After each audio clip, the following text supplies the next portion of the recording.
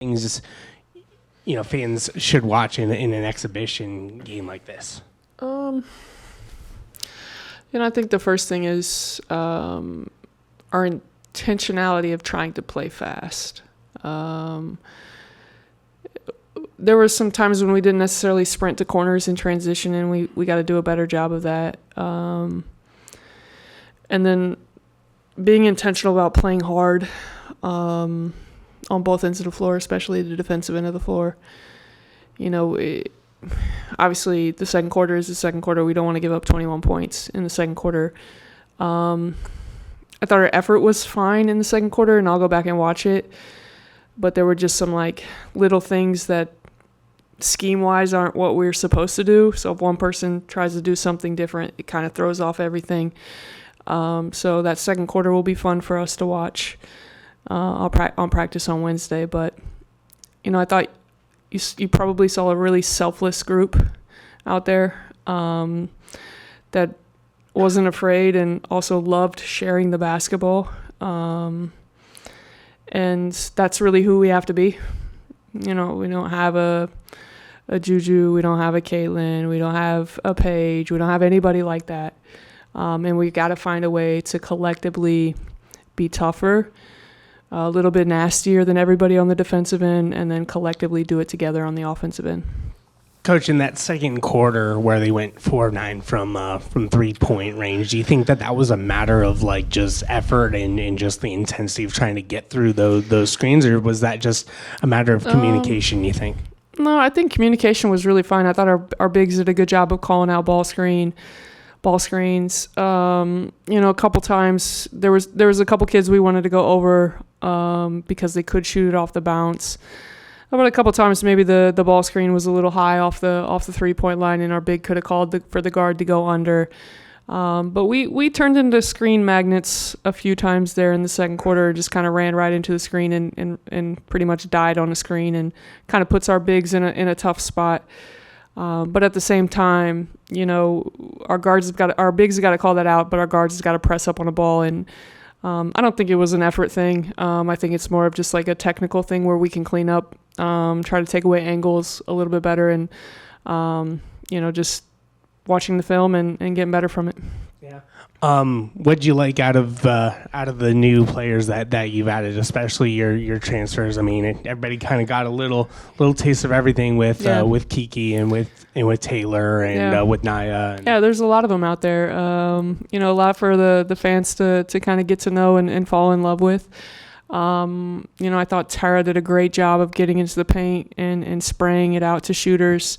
Something we've really challenged her. She didn't play last year at St. John, sat out the year before for St. John, she's playing the 4. And, we've got the ball in her hands quite a bit right now, and challenging her to get into the paint and be a playmaker until we can get Taylor Feldman. Obviously, Taylor Feldman's on minutes restrictions, her and KP, just trying to get them back into being 100%. But, Naya's ability to guard the ball, the length of the floor, Kiki really responded there in the second half and really showed, I think, what she can do on the offensive end.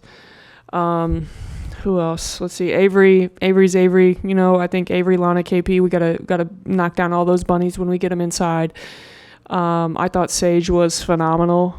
Didn't expect anything less with just pure hustle and heart. Really has a high IQ, when to screen and get somebody open, flash high-low. And we did our bigs did a good job blocking because they were playing on the top side. So, all in all, I don't know who else I'm missing. Ela was great. Just high IQ, plays basketball the right way, can shoot it.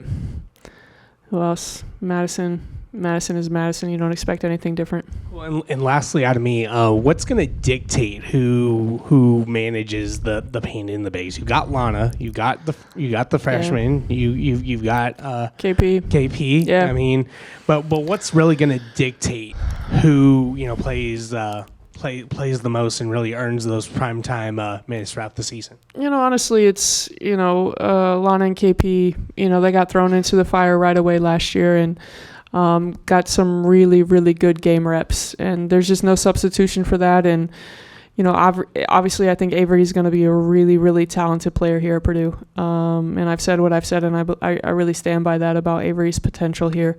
The game, even from the summer to now, the game has slowed down for her.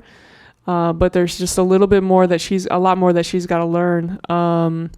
Angles, ball screens, positioning on the block.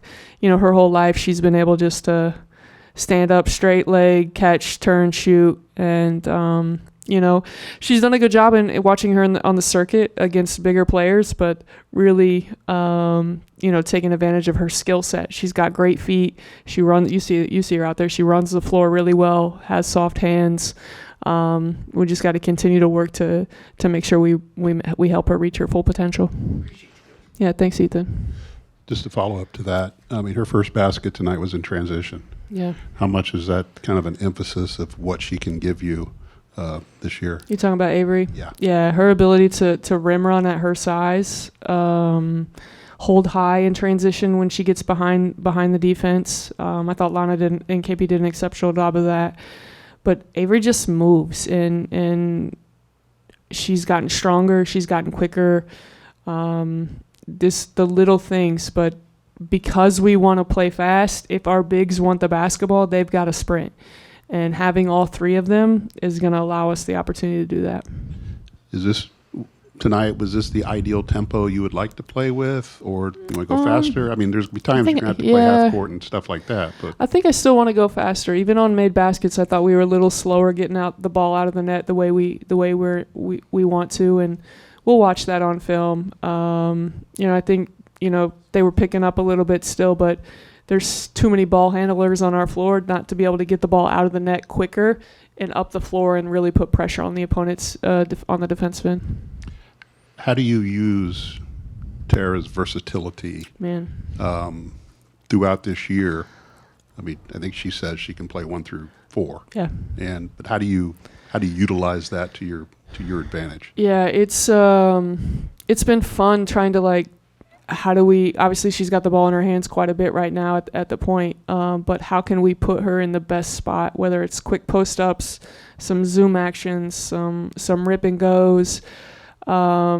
Is it her in the open floor, and when we're outletting it to Madison, and Madison can get the ball out of her hands, but she just has a unique ability to be way more athletic than everybody else on the floor, and you see her, the way she jumps, it's just different, and it's been fun for us up in the office because we really haven't had a player like her that we can play around with. So obviously tonight we didn't run a lot of stuff, and really by design that's so we don't have a lot of stuff in.